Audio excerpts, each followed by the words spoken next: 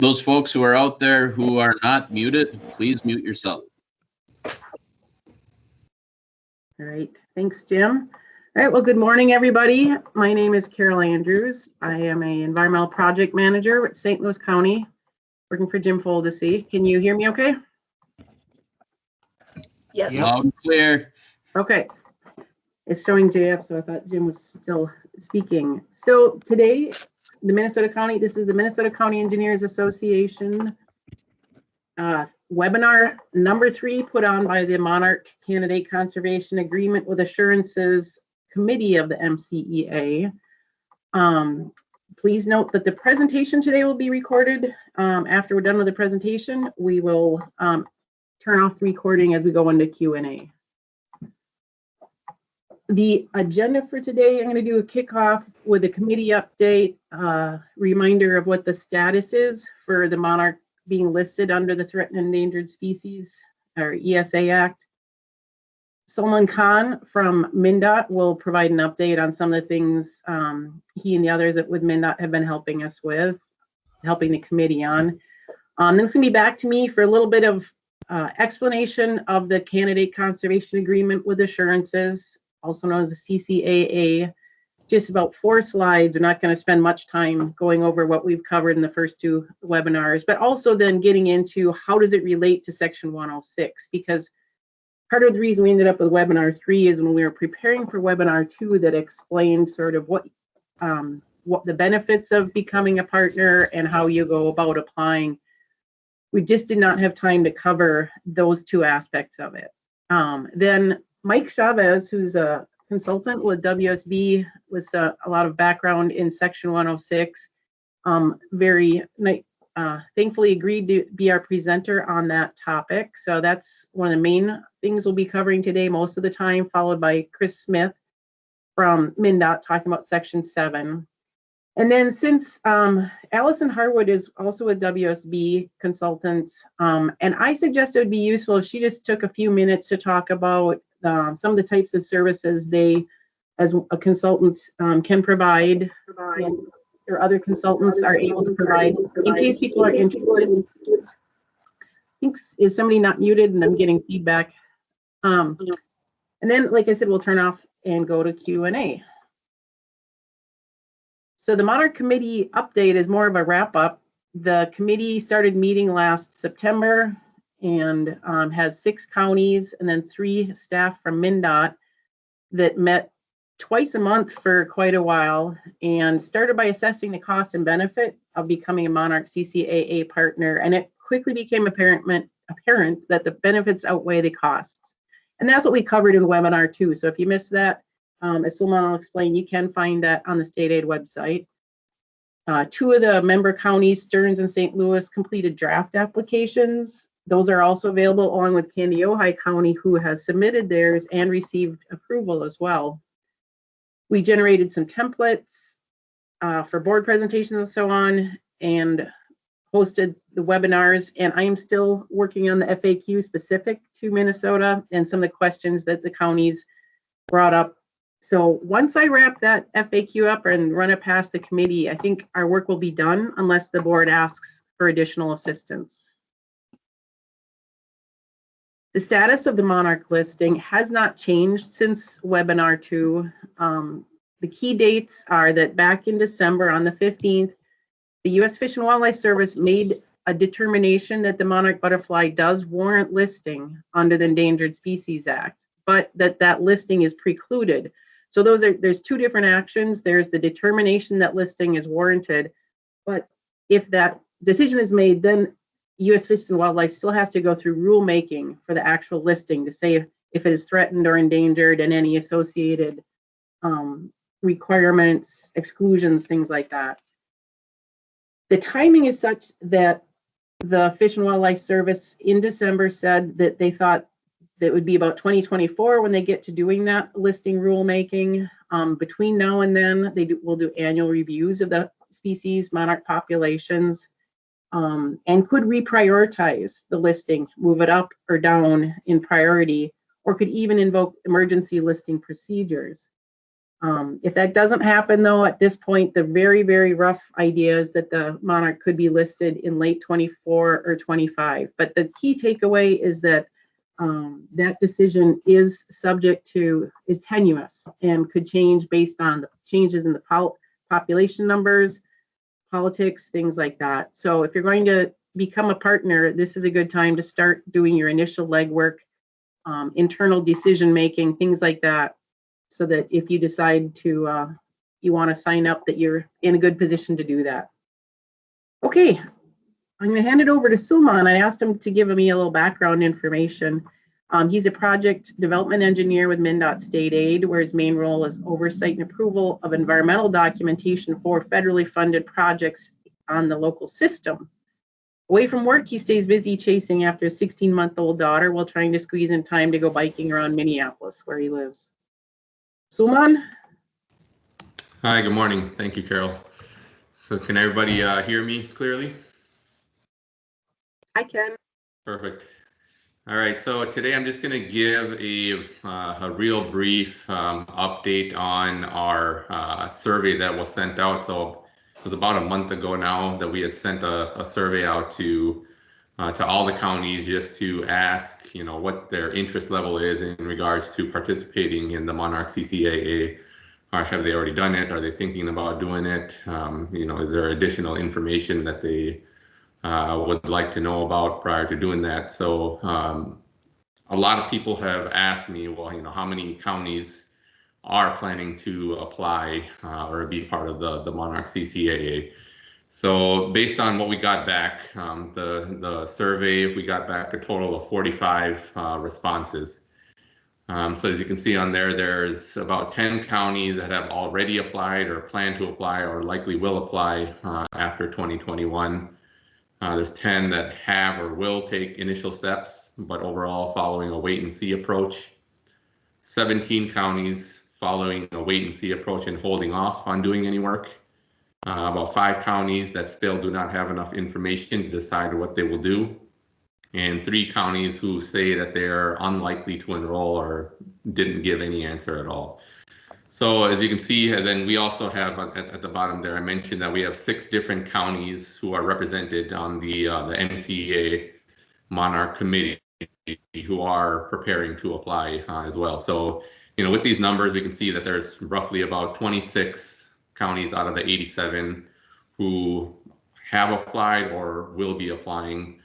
There's another about 25 who may be still on the fence. They're still looking for some more information prior to applying. So a lot of the work that we're doing as a committee is to try to provide the information and make it as simple as possible for everybody to kind of understand what this is all about, what it would take to apply. Some resources that can be used with their county boards. When talking about this subject. So, all of this is we've been kind of trying to put together all of this for the benefit of all the counties throughout the state. So another thing that we did notice, in regards to the responses that we got back in the survey, there were several people who kind of mentioned, well, can MCEA or MnDOT just take care of this for us? So the answer to that, really, MCEA, they've done what they can, and now it's up to the counties to do their county-specific work. So each application is going to be unique in its own way. So within the agreement, there's flexibility, based on your staff levels and the lands that you manage. There's flexibility on, kind of how you are going to be, be a part of this this agreement. So you can have a phased approach. You can have, different conservation measures that you would like to do in your county, and so it's all specific. There's some conservation measures that many counties are already doing, and that could be, a part of, your agreement. So it'd be really tough for some other agency or MnDOT to do that for all the counties. And so for that reason, there's a lot of downsides for why MCEA or MnDOT wouldn't do that work for all the counties.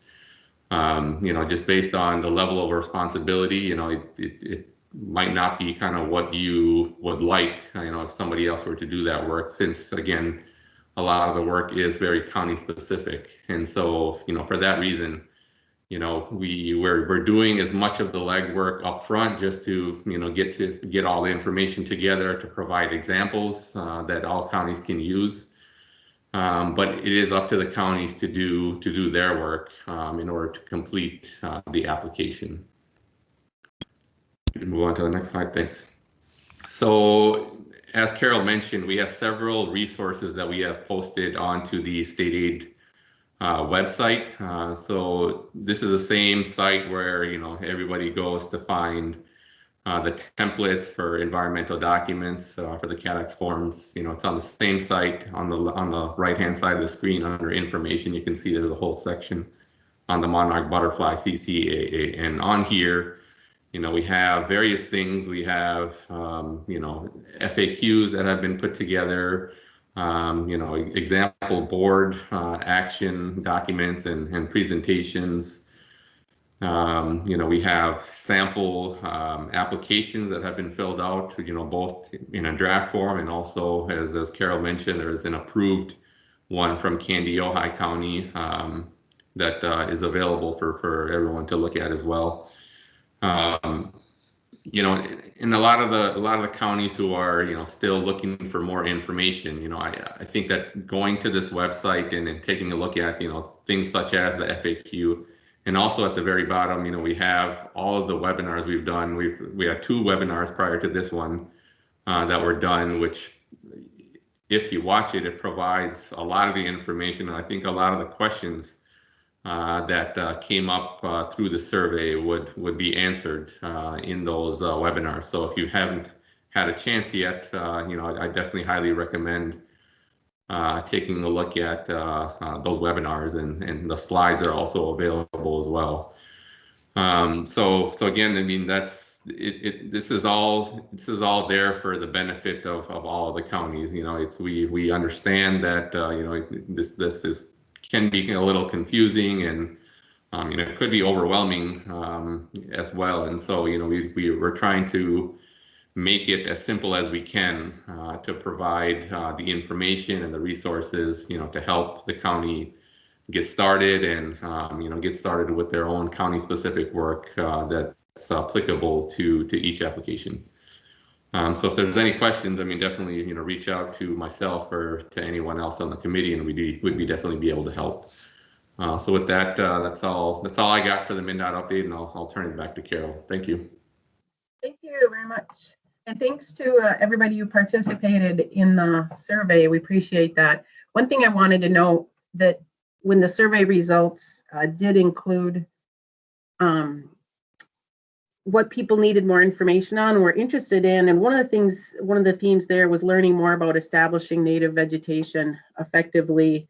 And I think there's some existing resources on that are pretty good. So I will try to get some of that out to everybody.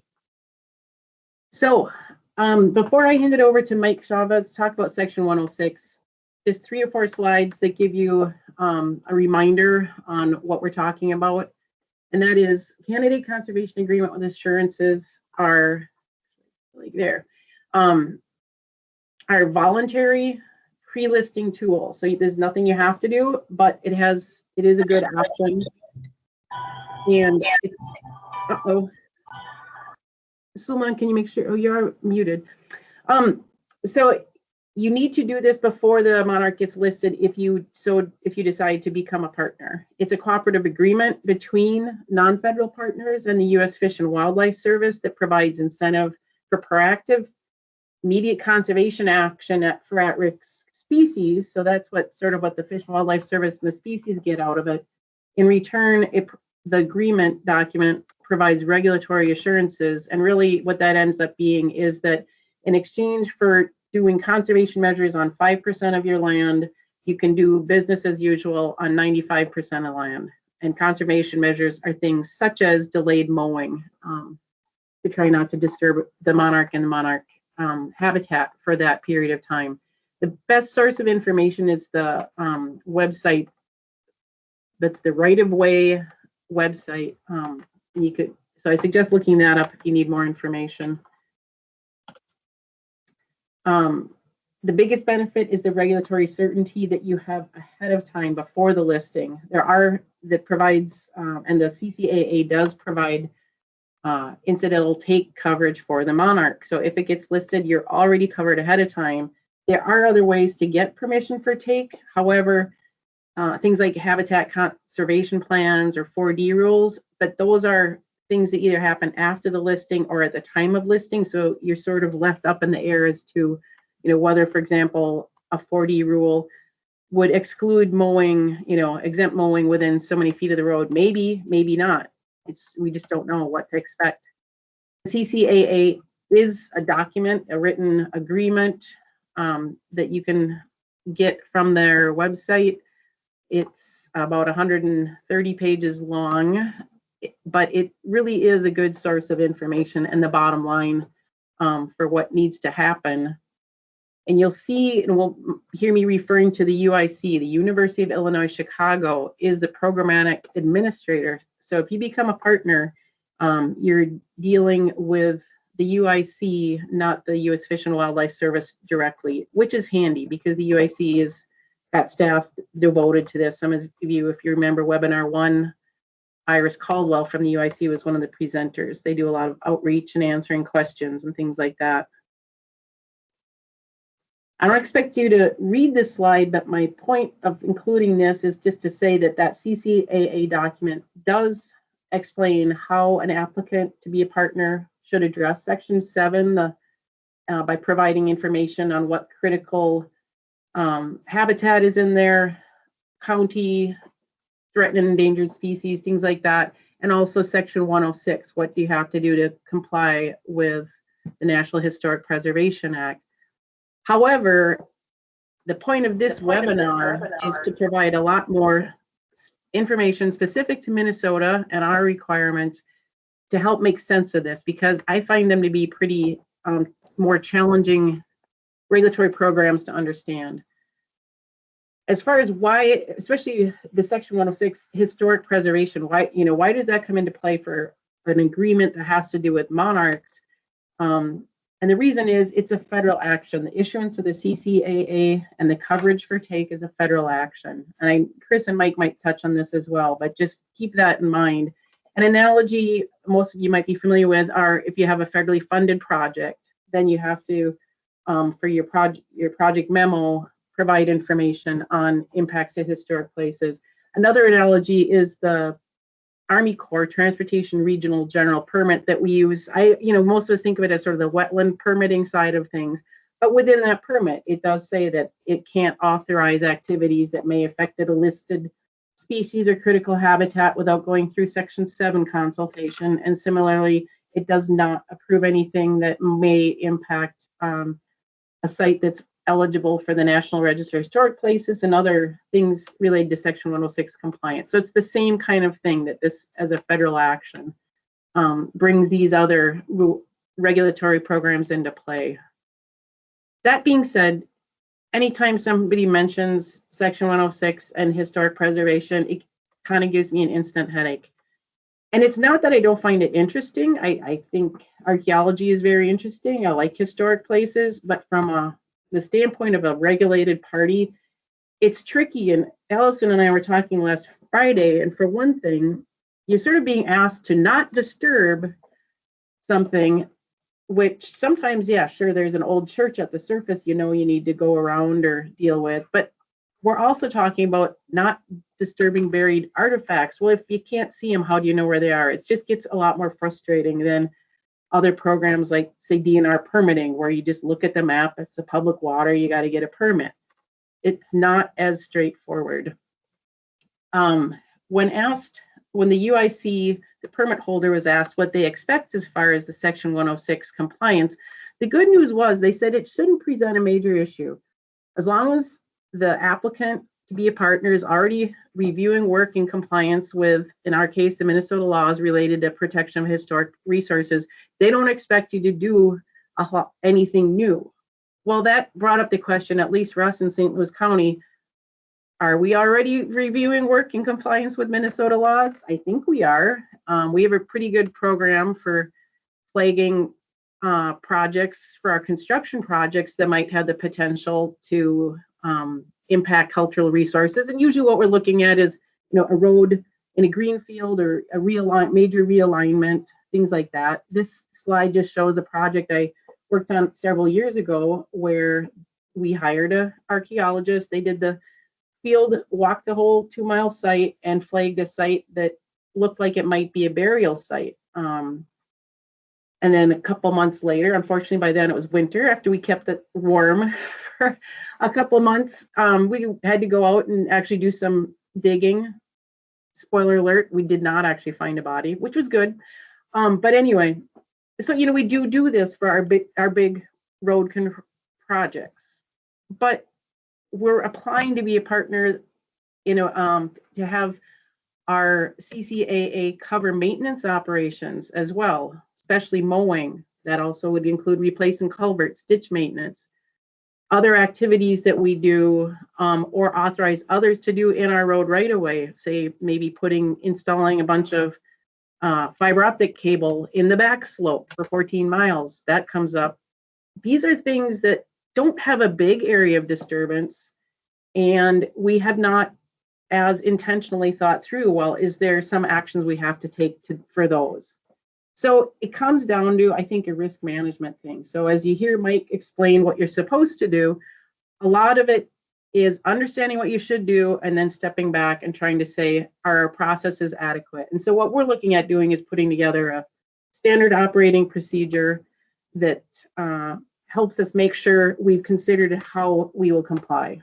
So hopefully that sets the stage for the rest of the presentations, especially the section 106. The presenters coming up next, just so we don't have to keep coming back to me, Mike Chavez will introduce his background on this, but he's a senior transportation planner with WSB. After he covers section 106, he'll hand it over to Christopher Smith, wildlife ecologist and protected species program coordinator with MnDOT's Office of Environmental Stewardship, to talk about section 7.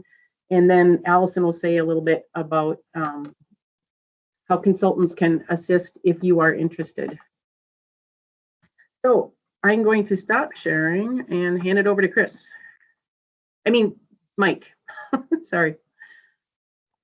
Thanks, Carol. Let me get this going. If you could let me know if it's looking good. It's showing up on my screen. Jim, is it showing on yours? Yep, looks great. All right, perfect. All right, so thanks, Carol. As Carol mentioned, my name is Mike Chavez. I'm a senior transportation planner with WSB. I'm also a registered professional archaeologist. I've been doing this over 20 years now, and it just feels weird to say that every time I say that.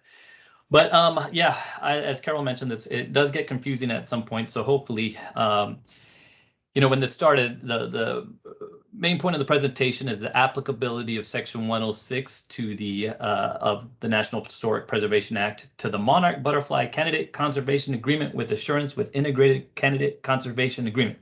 And there's a mouthful, so I'm just going to call it the Monarch Agreement for this presentation. I do, before I get into this, want to just preface that I'm a consultant. I did converse with several entities regarding the cultural resources. So I did talk to MnDOT and their cultural resources unit. I did talk to the Office of State Archaeologists briefly to clarify some issues. However, I don't represent those entities. So basically, I just want to, in discussions with the working group, as Carol mentioned, we started to realize that there's a much bigger issue that goes beyond just this agreement.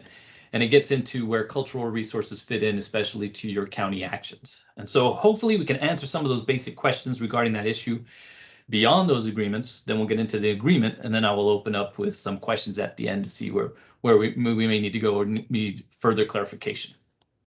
All right, so when putting together this presentation, like I said, I kind of went back and forth on where we should start. Should we start with the agreement?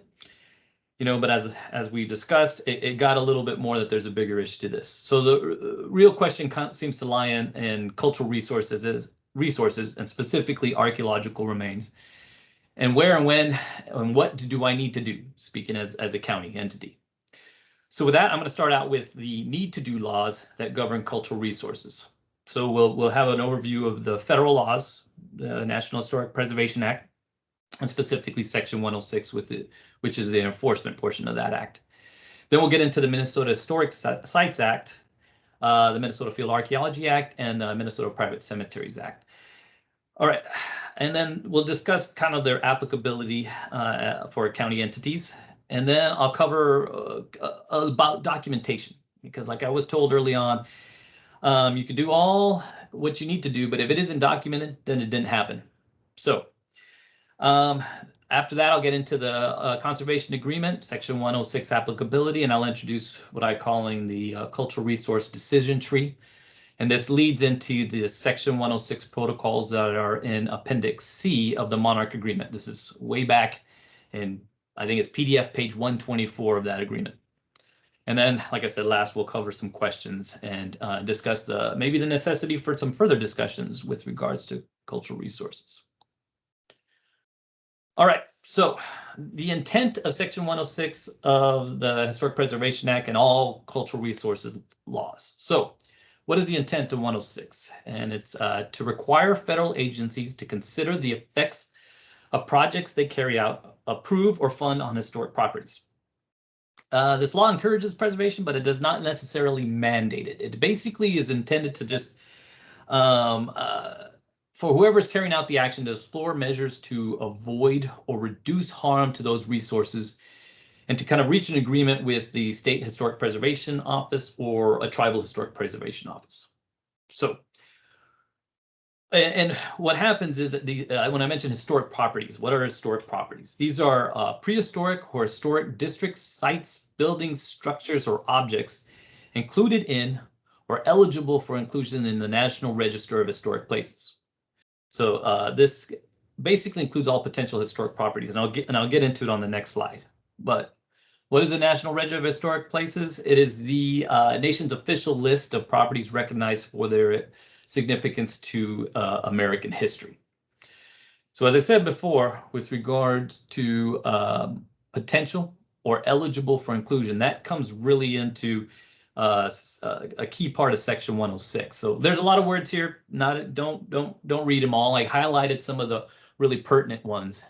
And basically it's saying, you know, federal agencies shall take into account their effects of their undertaking on the district, sites, buildings, structures, or objects that are included in the National Register or are eligible for including in the National Register. So I've underlined eligible for, because I think that's kind of a key component to this portion of the law.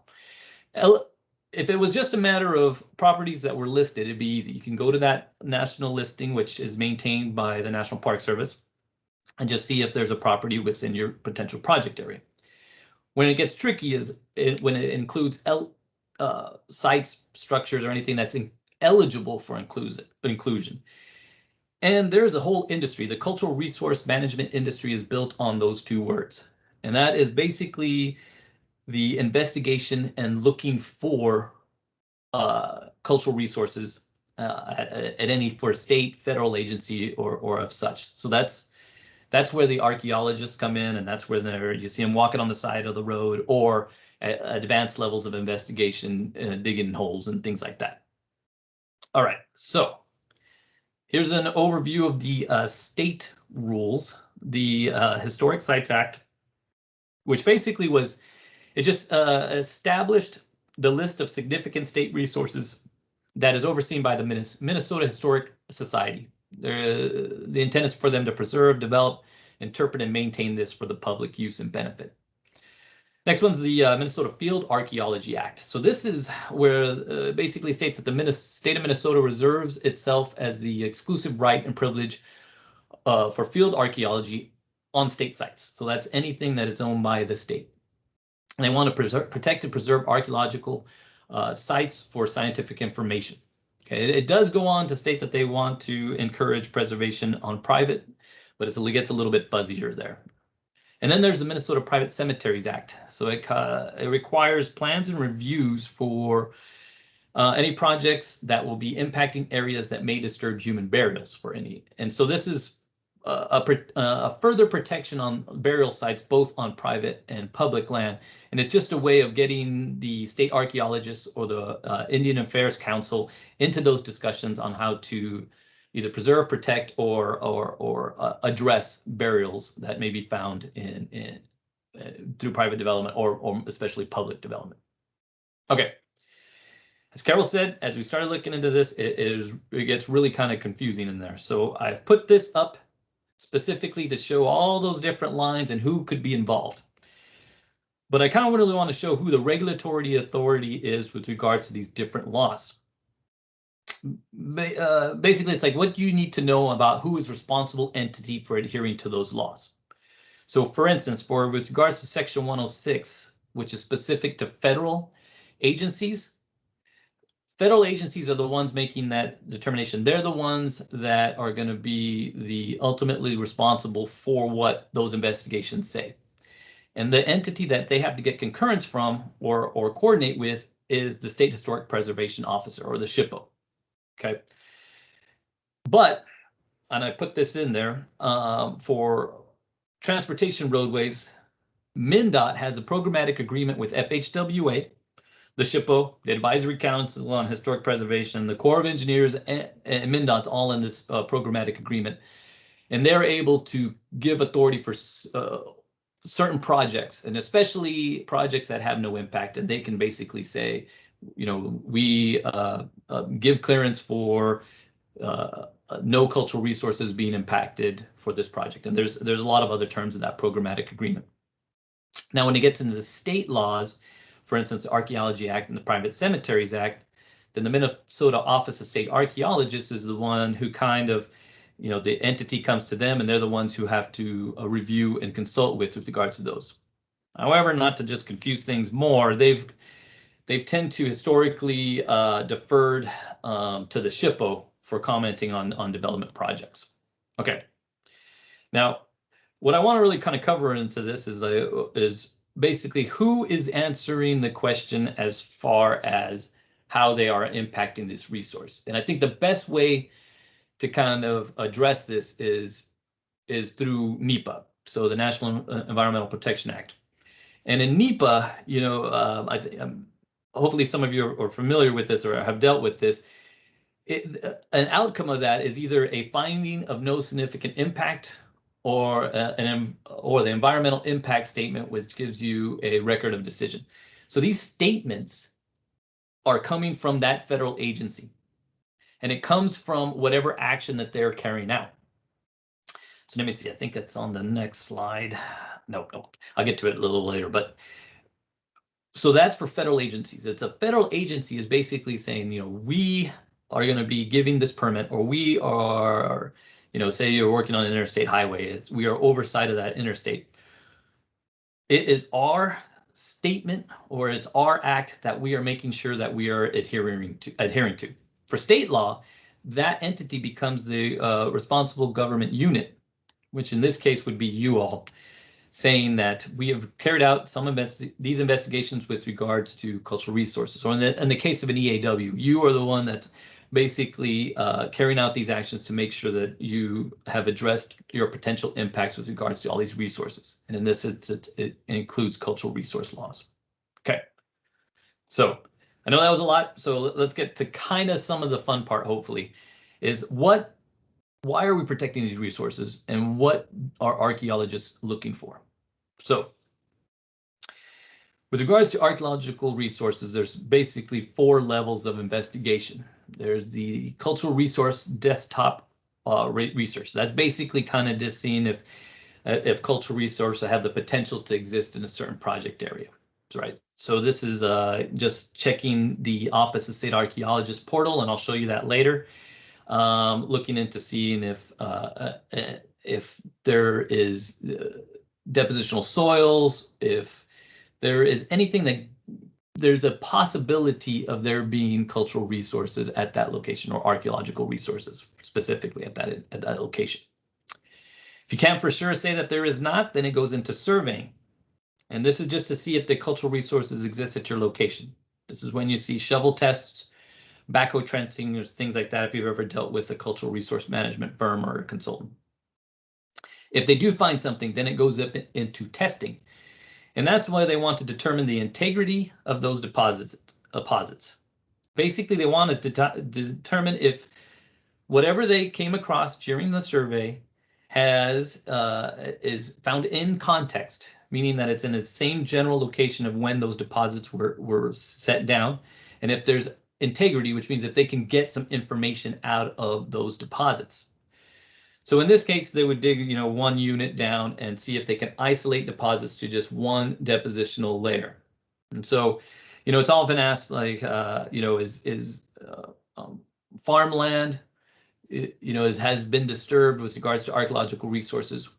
So, farmers back before we started damming rivers and not allowing those natural floods to come, they knew how to perfectly pick out depositional soils, which helped with their planting seasons. Well, in these depositional soils, oftentimes we're talking 10,000 years of Native American occupation in some regions.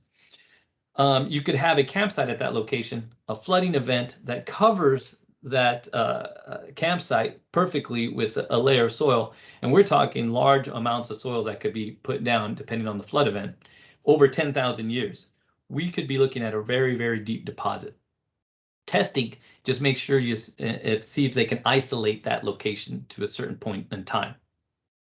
So if they can, and they come to the conclusion that we can get some information from this site, it looks like it could be potentially eligible, and it looks like it's eligible, then that goes into data recovery, and that's when you see those full-blown units that you see sometimes in the National Geographic Channel or something, or like the picture you see here, which was an excavation down in Texas. This is a McKinney Rough site, and that person right there, I don't know if you can see him in that kind of maroon shirt, that's me. And so what we did in this side, and I'll go over this quickly, is they were putting in a Hyatt Regency resort at this location because they were getting some state entity involvement in this, and I think there was a federal hook on it as well. We discovered a site at this location and ended up having some context and integrity. We went in there, did a full scale of excavation, and this is pretty interesting, and this kind of gives you an idea. What we were able to find was a location of occupation dating to what's considered the archaic period. So it's from anywhere from 2 to 1,000 years ago. And what we did is in those units, we mapped everything that we were able to find, and I'll go over this quickly. And we're able to isolate and look at the spatial distribution of the materials. And this is a Binford model. He's a kind of a famous archaeologist. And what we were able to find is that those artifacts weren't just scattered all over the place like in a big jumble, although it does look like a jumble from that picture. But what we were able to find is that there's behind, if there would be a hearth feature, like a little cooking site, and then there be in front of there a lot of chipped stone, like they're working on tools. Tools were located near the hearth, while behind them were large clusters of quicker flakes. And we found some drop zones of shells and mussel shells behind them. So there was a spatial distribution, and you can almost see a pattern to this. And so we did a report on this. It was pretty interesting, and it was a great look at 2,000 years ago of somebody sitting there at a campsite working on some tools, and it was very interesting. So that just kind of gives you an idea what archaeologists hope to kind of get from this. And this is a prehistoric site, but it also, historic sites, and making sure that we aren't taking out the history of historic occupation in the state as well. Okay, covered a lot there, but now let's get into the Monarch agreement and the applicability of Section 106. That's what we're here for. Okay, in this instance, the federal action under the Monarch agreement is the issuance of this enhancement of survival permit. And you guys have all covered that. But just to give you an idea, any kind of action you do may have another federal hook, such as Section 710 permitting by the U.S. Fish and Wildlife for another species other than the monarch, Section 404 permitting by the U.S. Corps of Engineers. It even can cover, and I'm not exactly sure how much this is applicable, but the interstate access and FHWA's action in that. So those are all federal actions, and that brings in Section 106. So the big question is, what do I need to do if I get into this Monarch agreement?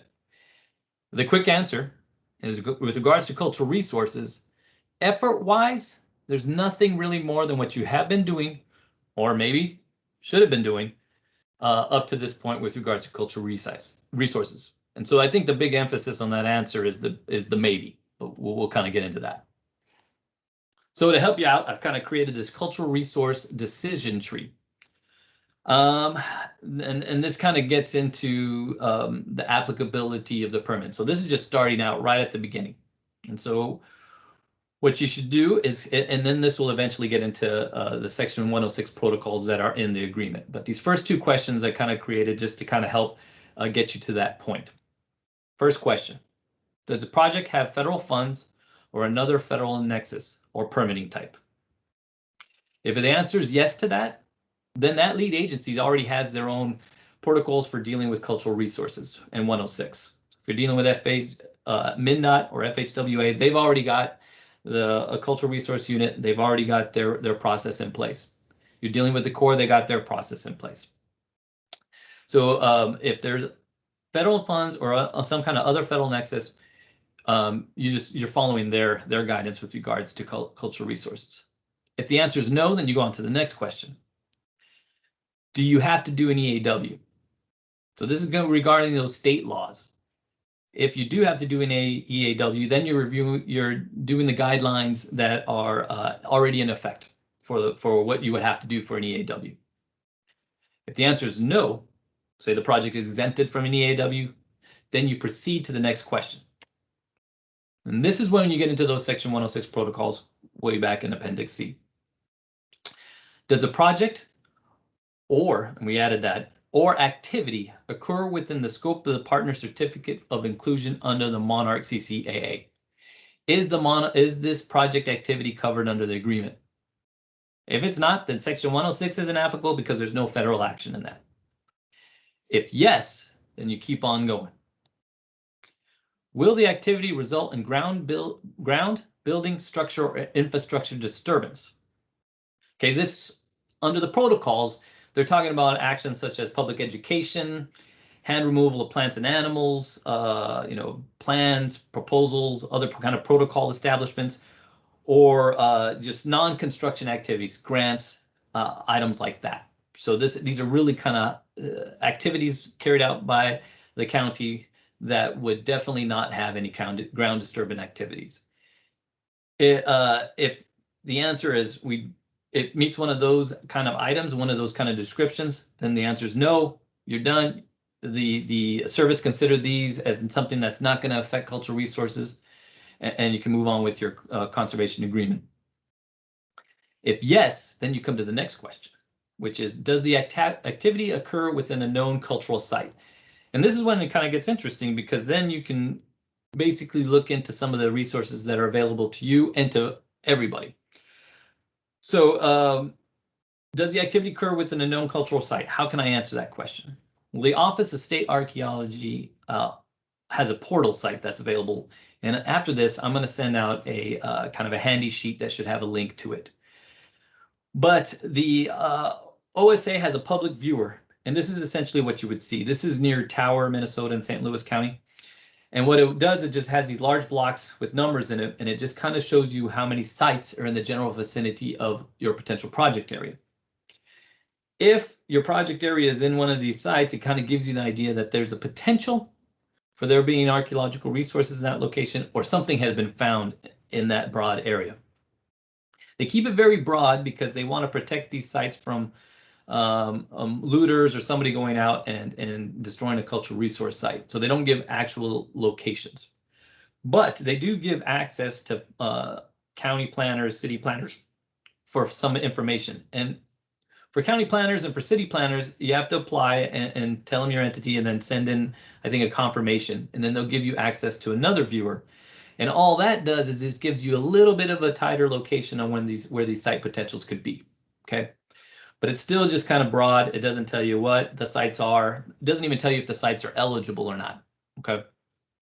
And I put all out there because that should just be kind of a warning on a project with its potential to affect a known cultural site. Okay, so if it's no, if does activity occur within a known cultural site? You go there, there's nothing there, then you proceed to number 4. Okay, number 4 asks, does the activity have the potential to affect a historic property?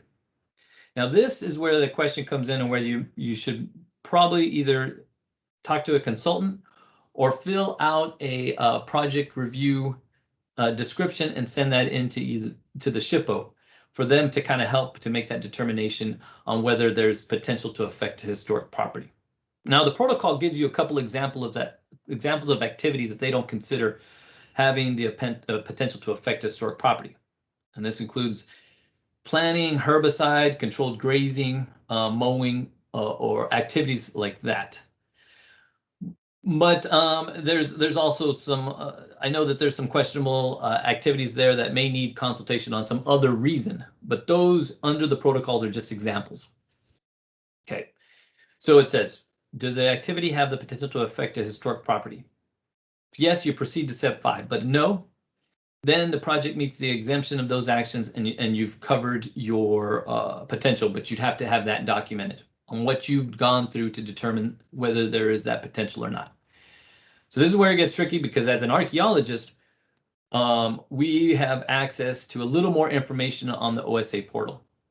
So this right here is Walston Road, County Road 26 in St. Louis County. This is just south of Tower, Minnesota. It's right by the Vermilion River. At this location, it's showing 2 boxes of cemeteries that have not been properly recorded, and that's just their general vicinity.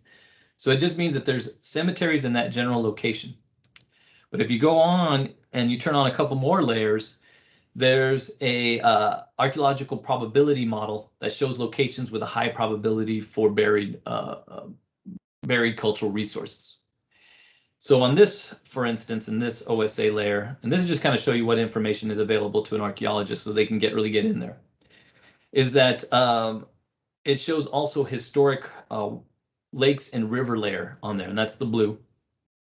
And then it shows the probability zone. So here's this bridge location. I don't know if you can see my pointer at all, but there is a probability of archaeological sites in this general vicinity. Now that comes back to what your action is. So, for instance, this picture here, here's a road cut down in southern Minnesota. As you can see, there's bedrock shown here. The original ground layer is way at the top where those trees are. This road cut has taken out all of that original bedrock, and now the right-of-way runs up pretty much up into where that road cut is.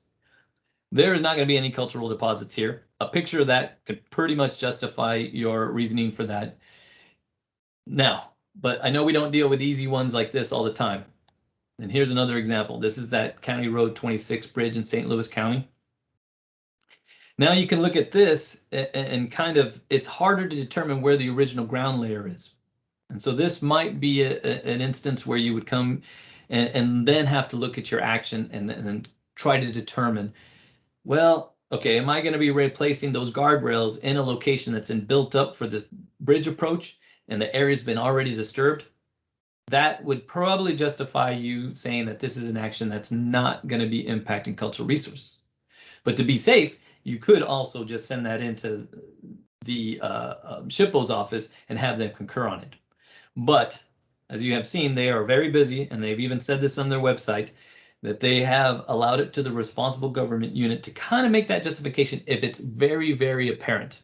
If it's iffy at all, the recommendation would be to send in that letter of your project activity, or to have an archaeologist fill out that report to give you that determination on whether there's that potential. Okay. Step 5, if you've gone through all of that, you haven't had a federal nexus, you're not following somebody else's rules with regards to 106, there's nothing else has triggered 106, and you come to step 5, that means that the Monarch agreement now requires you to do formal section 106 consultation with an entity. So I know that kind of gets a little technical and it gets a little question. It's not a firm answer on what I need to do. And as was told to me about consulting, there's always maybes on certain aspects. But I think when it comes down to the Monarch agreement, the answer is there's a lot of other rules and regulations that would kick in with regards to your action that would require you to do some kind of investigation to a 106 level that the Monarch agreement would have to defer to. So if you've gone through all of that and you're coming to an area that's kind of iffy, then we're talking a very low probability of something that you would not have to address anyways. Okay. I know I covered a lot, but I want to kind of open this up to questions, and I'll take this off. But I thought just to kind of start this out, I've put 2 questions on here that came out of our working group. The first one is there an initial level of review that counties can do themselves? And I think this came to that public viewer on that OSA portal. You could go there and just look and see if there is any potential sites in that location.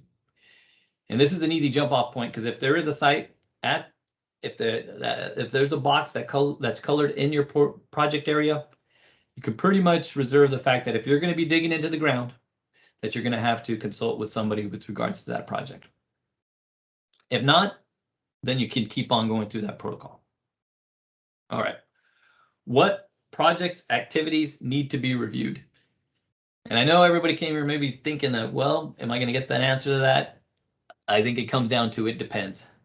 If you can definitively say that you are not going to dig into the undisturbed soils that existed prior to that road being there or prior to that action, and you can justify that, then that activity likely does not need to be reviewed. But if there is that probability of you impacting intact soils, then that just set off a trigger that you may need to do additional activities with regards to cultural resources. All right, let me end this slideshow right here and then see if there's any questions, and I'll try to answer them. But if not, I'll definitely write them down and see if I can get answers for you. All right, and here's my contact information. But Thank you, Mike. And one thing I think I meant to say at the beginning is encourage people to, for now, use the chat box to start putting in questions that you have for Mike, because we're going to go to Chris and Allison to do their presentations first and then come back to Q&A. So you can go ahead and start using the chat. Otherwise, you can just wait until we get done with the presentations, and we can try to open up some microphones as well. But thanks again, Mike. And Chris, let's talk about things above the ground. Yeah, so can you all see the right screen now? You get the presentation, not the presenter view, though? I do not see you. I see a butterfly on common milkweed. Okay, great.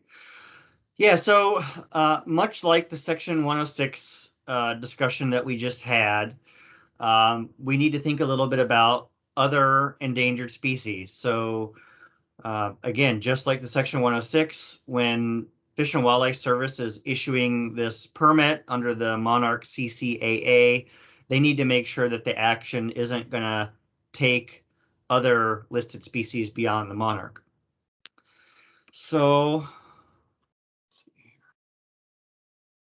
just to kind of pause for a moment and kind of maybe back up even, one of the benefits, and this will kind of come back into play as we discuss the endangered species compliance stuff in a bit more detail, but some of the benefits of this agreement is this programmatic approach, so that we're not doing things kind of, activity by activity, and that'll come back up, like I said, in a moment. Certainly this public-private collaboration, has some positive PR stuff. But then these next two, or actually the next three here, are really key as we go through this conversation about Section 7 Endangered Species Act compliance, is this reduced cost, reduced workload, and this consistency across different counties, different states.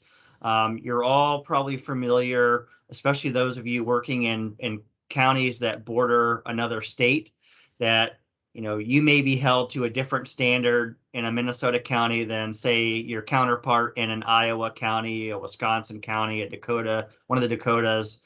And this agreement is really meant to kind of put us all on an even playing field so that there are not requirements imposed in any one area that are not imposed on another area. So that's important. I know we see that with endangered species in some of our areas of Minnesota. So again, just like the Section 106 discussion that Mike went over, U.S. Fish and Wildlife, when reviewing your application to participate in this agreement, has to consider how that approval of an application might affect other listed species. And again, just like Mike, I included some of the regulation language here and underline kind of the key component there. So Fish and Wildlife can't approve an application that is going to jeopardize the continued existence of a listed species or the destruction or adverse and modification of critical habitat. And much like cultural resources, the Federal Endangered Species Act for animals applies kind of regardless of the color of the money, type of activity. So even on your county, funded, no federal involvement, no state involvement, under the law, you already should be ensuring that you're not taking, and I'm going to use air quotes here, take, because take is very broadly defined under the law, endangered animals.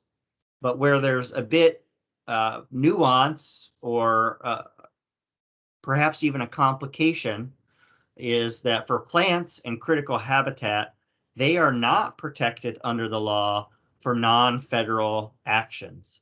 And so as a county, road organization, if you have federal plants in your roadside, they're not protected as long as any activity that you're carrying out doesn't involve federal funds, federal permits. It's not on federal land that has one of your county roads. You could theoretically, hopefully you wouldn't, but you could go out and bulldoze through the federal plants and destroy them, and you wouldn't be in violation. Now, with the CCAA, that changes things. So now, in order to participate, the Fish and Wildlife Service needs to make sure that you are not taking those plants or adversely modifying or destroying critical habitat. And so you need to be able to show to Fish and Wildlife during the application that you can have those avoidance and minimization activities built into your application.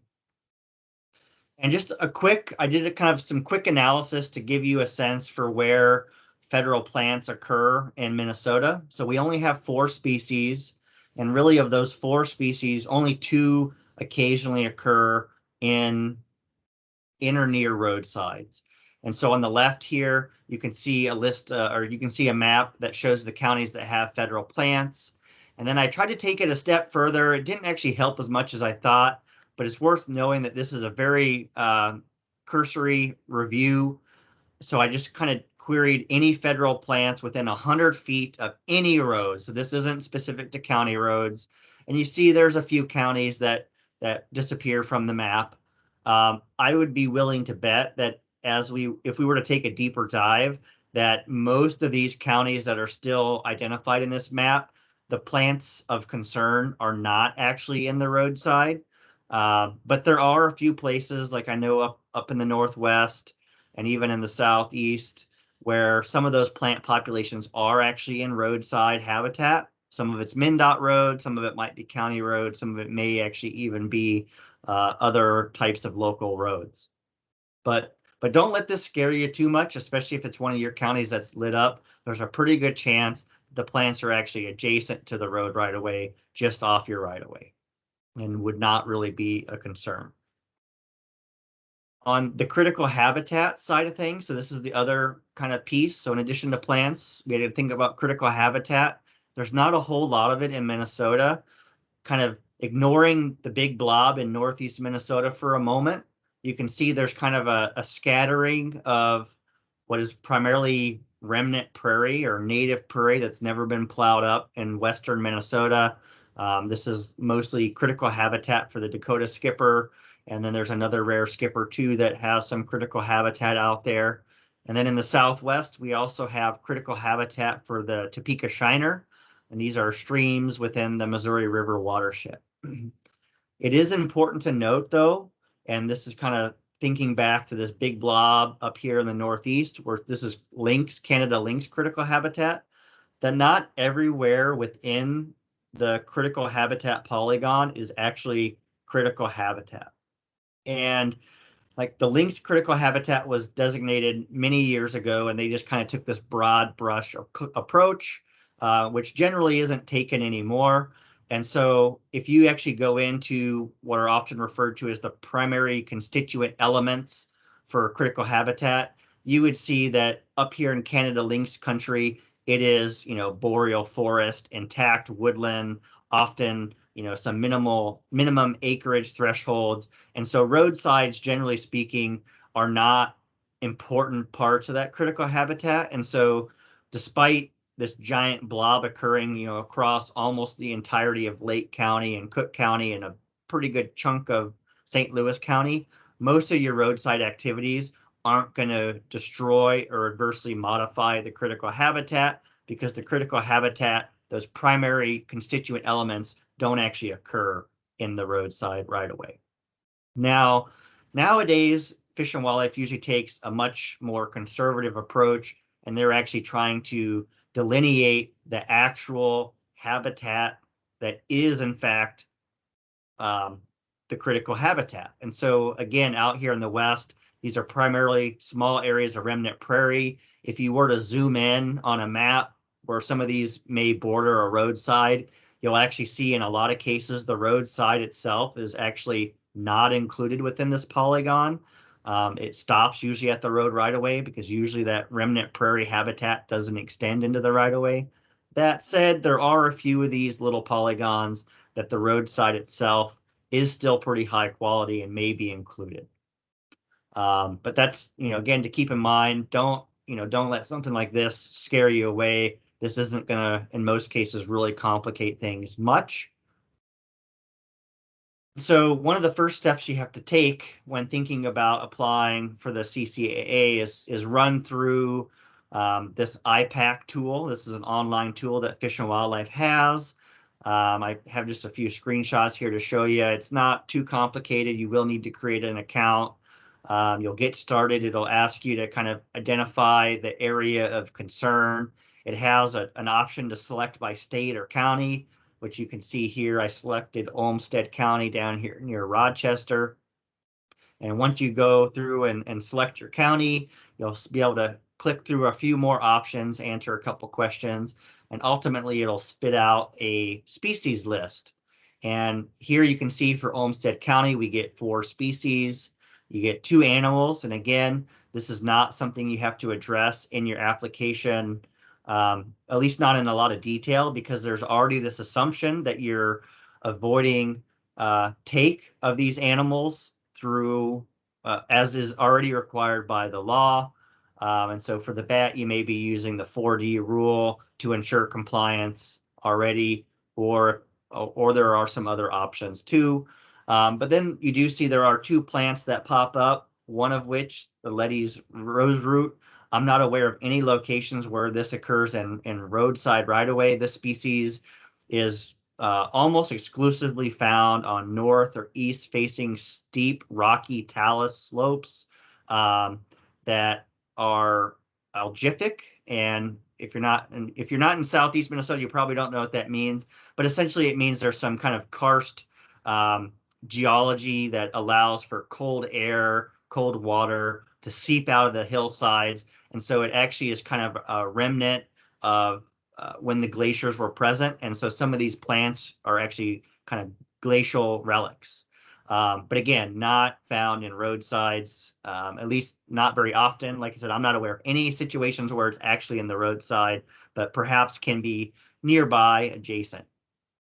The other one here, prairie bush clover, is a kind of an open mesic to dry prairie species. This species can be found in roadsides, although not very common.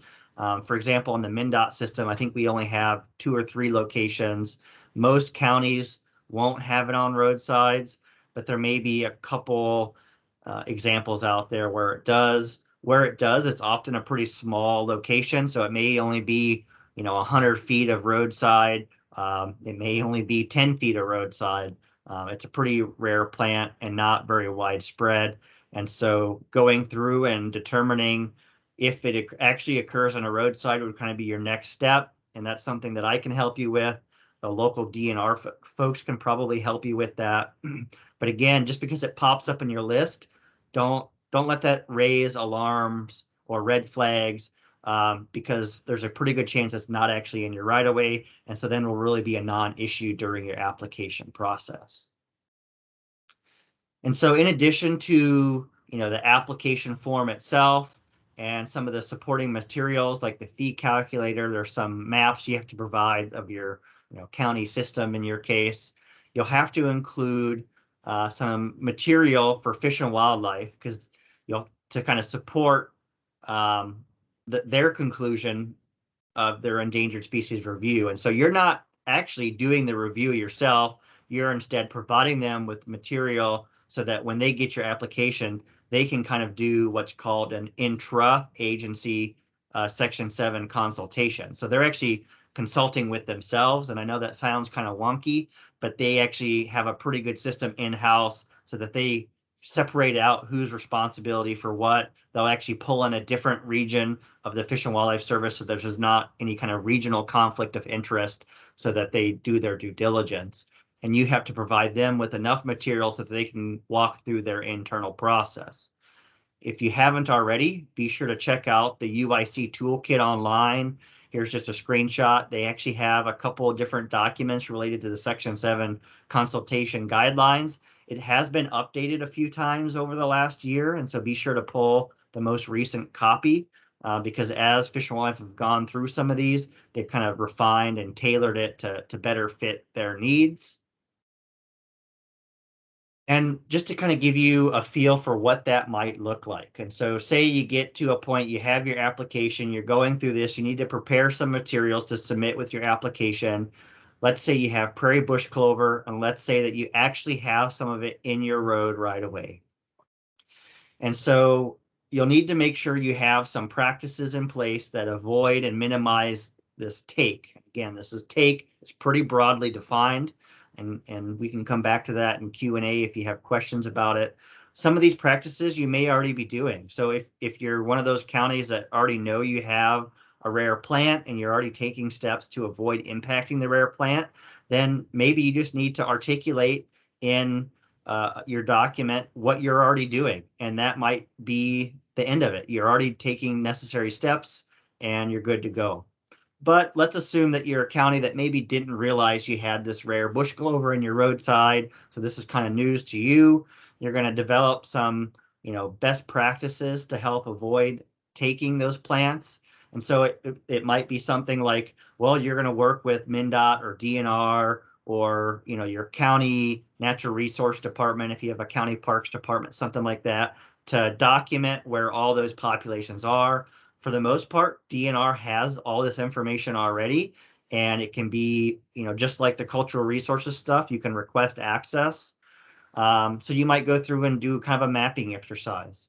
You might then restrict the type of maintenance activities that you're going to do out there for a certain time of the year. So again, let's say hypothetically it's 100 feet of roadside, or even worst case scenario, say you have a half mile of roadside where this plant grows. You might restrict mowing, if you do your full width mowing, to a time of year when that plant has died back and your mowing isn't gonna harm that species. The same goes with herbicide. It's not saying you can't use herbicide, but you may, instead of using kind of a big boom sprayer where you drive down the roadside, you may instead develop a protocol where you're doing some spot treatment. You may even, during that spot treatment, especially if it's during the growing season, may need to have some personnel on site that knows what this plant looks like. It could be a maintenance person that's been trained, or it could be, again, a county natural resource person. It might be a DNR person. There's even a chance, depending on how much workload there is, that MnDOT might be able to provide this this personnel, as long as it's not a very frequent activity, where we can come down, maybe even ahead of time, and flag some sites and say, you know, just don't spray anything in this, you know, 10 foot diameter area, and go that route. And then lastly, especially if you have roadsides where you have a history of kind of oops moments where you've gone through it with maintenance and done some things, and you've heard from DNR or Fish and Wildlife or other locals familiar with kind of the importance of the site, or you have third parties encroaching on your right of way, you may consider some signage or other ways of delineating that area to help keep people out. And we've done this on a couple areas in MnDOT right of way, again, where we have a history of a lot of maintenance staff turnover, and so it's hard to train the staff because they're always turning over. Or we, in one area where we've had some kind of third-party encroachment, and we know that it's a very sensitive site, we've actually gone out and put some signage up to try to better protect. And we haven't gone as far as fencing, but some states have, around some of their very significant sites, actually fenced it to create a physical barrier to keep people out of there. And I think that's my last slide. Oh, nope, I have, I think, one more slide. So in the end, your application is going to include a Word document with some tables, probably something kind of like this, where you have your species of plant, you have a listing status, so it's in this case a threatened species. You can include some habitat information if you want. This is optional, but it may help you, again, kind of better understand the kind of habitat that these plants depend on. You'll have those species-specific avoidance and minimization measures, often abbreviated AMM for short, which was kind of what we ran through just before. And if there are AMMs that are kind of out there in the literature, you know, so DNR or Fish and Wildlife may have best practices or guidelines online, then Fish and Wildlife asks that you cite those so that they know that they're kind of established best practices. But if they don't exist and you need to kind of come up with something custom, then you can note that too, that this is like a custom avoidance measure that you've worked out, you know, maybe in the past with DNR and Fish and Wildlife, or maybe you can include a note here that, you know, this is a non-vetted avoidance measure that you're seeking Fish and Wildlife feedback on during the application process. And then with that, I think we're going to have some Q&A at the end. Here's just an example. This is a new sign. It is going to be in our signing manual, the next iteration of it. Again, you can see it's kind of vague, so it's not telling people like, hey, look here, we have some rare plants. It's just saying, hey, this is an environmentally sensitive area. We're not getting into the details. You know, it could even be a cultural resource area. We've discussed with our cultural resource folks that this sign might be useful for their use case, but it's directing folks to stay out, you know, no plowing, no spraying, digging, mowing, haying, collecting. It includes state statute that gives us authority to kind of restrict access to our roadsides.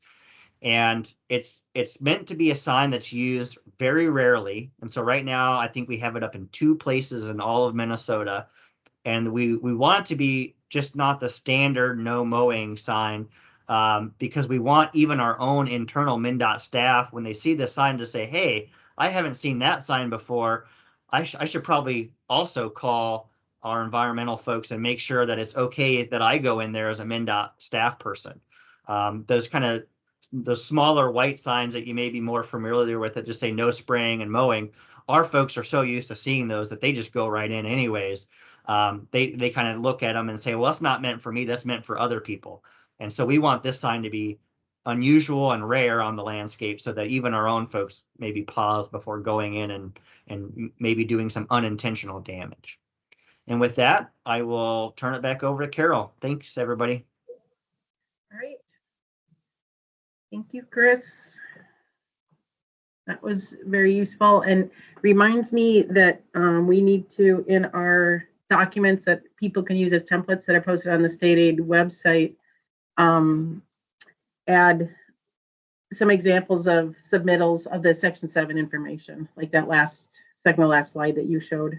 So we should have ours done for St. Louis County, I don't, pretty soon. But if you have other examples, Chris, let's upload those. Yeah, I think between yours and Candy Ojai County, I guess I haven't looked at theirs, but I suspect theirs is probably a good example although I think they maybe only have bats, so maybe theirs doesn't have much in way of content. The MnDOT example, for better or worse, we were one of the first applicants, and so the guidance has changed kind of a lot, and so I would not use ours as a good example because we included a bunch of stuff that you won't have to. But certainly, if we don't have a couple real world examples that we can point to, I think we could even come up with some kind of template language that cover some of these plants and critical habitats that folks that get them in their species list can use and pull from to save you some work. So yeah, we can help with that. Maybe we can provide a special offer today only for if there's any counties on the line that in the map see that they have some of the plants, threatened endangered plants that might occur roadside, and you're thinking about applying, maybe Chris could help you with your application, just that this part of it, right? Maybe just to the Section 7 submittal, like listing those species and the avoidance minimization measures. It would create one example of, I don't know if I want to call it the worst case, but the trickiest case. Yep. Yeah. I don't foresee it being a big workload for me just because I have a lot of this canned language that we use for projects and things. So absolutely, I'm happy to help out. If you're at that point where you have an application or you're, developing an application, just let me know and we can work it into my schedule and get something pulled together for you. Thank you. All right. Is my screen showing again with Allison's one slide? Yep. All right, Allison. All right, thanks, Carol. So Carol kind of introduced me a little bit before, but I'm Allison Harwood. I'm the Director of Natural Resources at WSB and Associates. Been at WSB for just over 10 years now. In general, our natural resource group does a variety of work such as environmental reviews and regulatory work, habitat and stream restoration design, fisheries and carp management work, and work in the renewable energy sector. Much of my work specifically is focused on providing environmental review and permitting on a lot of transportation projects, but I've also worked on other projects in other states in the Midwest. And so, we've been throughout this Monarch program, we've been learning that there's a lot of counties that maybe just don't have the resources to really complete this work and do all the legwork themselves. And if that's the case for you, this might be an opportunity to work with a consultant and let them do the legwork for you. We know that counties have put a lot of various types of staff in charge of looking into this program. We've worked with county engineers, maintenance staff, park staff, right-of-way, GIS staff, and all of them have a little bit of a different idea about how to apply the program. And so one of the ways that a consultant can help is to facilitate the collaboration between all of those staff, as well as use experience that we might have from working in other areas of the state to create a thoughtful and sustainable plan, as well as maybe identify opportunities that might be a little bit outside of the Monarch program, but things such as providing opportunities for interpretation or outdoor education to, kind of interact with the public a little bit more. And so ultimately the product that we've been working to provide with the counties that we've worked with is a pretty comprehensive document that can be shared with the county boards that outlines what the Monarch program is and how the county could, if they choose to, work within the program. So that goes into identifying the enrolled and adopted acres, which types of conservation practices would make sense for that particular county to use, which of the covered activities would they want to apply under. And that way the county then has that available to apply to the program, whether they do that now or whether they wait to do that in the future. And then they can either, apply for it themselves, or they could also have a consultant assist with that application. But really, it's just we've been working to, provide this document that really outlines the program because, as I think you guys have learned over the course of the last webinars, there's a lot of work that goes into the back end of these to really get ready for that application itself. And so, if anyone's got questions about how we've been working with other counties, feel free to, drop a question in the comment box or go ahead and reach out to either myself or Mike. Super. Thanks, Allison. Appreciate that. And just in general, thanks to WSB for helping out with today's webinar overall. So with that, I think we should open up to Q&A, and we do have one so far that Rich Sanders posted in the chat for Mike related to section 106. The question was, if a construction project was cleared under section 106 15 years ago, would maintenance work in that same area, like replacing a culvert, still be considered clear and good to go? Yes, so I'm glad Suleiman's on right here to get kind of a test for me on this one, but the term I was looking for with regards to consultations is the word "it depends." So this is a great question for that because it depends.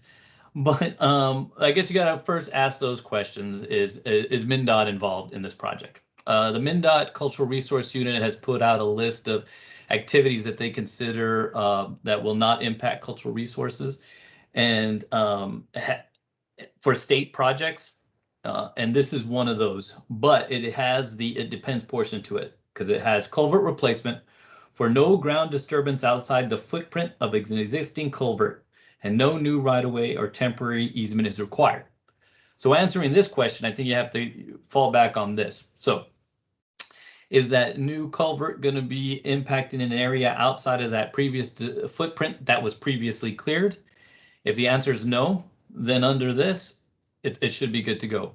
If the answer is yes, it goes outside of that footprint, then it has to lend to the question of whether that previous clearance covered that full action. So I hope that kind of answers the question, but I think it kind of comes back to my first thing is like, if you're going to be impacting an area that wasn't previously investigated or is not previously disturbed, then you might need to consult, and especially if it's going to be an MnDOT project that doesn't meet that criteria. Long answer, short question. Sorry. That's okay. And then I posted a question. A lot of the counties have a lot of agricultural areas. And so if the activity that you're considering, which might be a project, but it might also be, you know, a new water main in the back slope or whatever, if it involves digging in a farm field, you know, farm fields are dug up for the most part. So is that already disturbed and you don't have to worry about it? Or because of the, like you were saying, 10,000 years of depositional soils, it could be deeper. So then it matters, well, how deep are you burying this new, you know, is it a 5-foot depth trench or a 2-foot trench or whatever? Yeah, and that one kind of comes back to the "it depends" also, because then it kind of comes down to what's the level of disturbance based on the farming activities. And if that isn't easily answered, and oftentimes it is not, depending on the activity, and if it's on an exempt list somewhere, if not, then you'll likely have to at least coordinate the activity with somebody. If it, you know, and so it really kind of depends on the location. Is there previous sites found in the area or in a similar environment? Can you distinctly say it's going to be a shallow disturbance? Is there a way of identifying how deep that previous disturbance was? So I think just the fact that there's kind of a little bit of questions to that, you may want to see if that activity is exempted. If it's not, it looks like it's going to potentially disturb something, you may want to just go ahead and coordinate that, depending on the who's the regulation authority on that. Similar question for wetlands. I thought a cultural resources specialist once said that that would be a less likely location to find resources or in water, which comes up to me a lot considering, like, say we're replacing a 60-foot long culvert with one that's 80 foot and we're maybe even getting new easement, but all the work is within a wetland. So if it's a wetland and it's a jurisdictional wetland, then that brings in the Corps and you're following their regulations, and then they're pretty much telling you. Good answer. That was just a trick question. I knew that. All right. Other people, if you'd like to, oh, here we go. Randy's got a question. Many counties have highway easements, not fee title to right of way. How could we prevent farmers from boring their road ditches? Chris, do you want to answer that one? Yeah, I can take a stab at it. So if you are a county that doesn't have, or you don't own your right of way and fee title, but you have an easement, and that easement includes vegetation management, then you can enroll in the CCAA.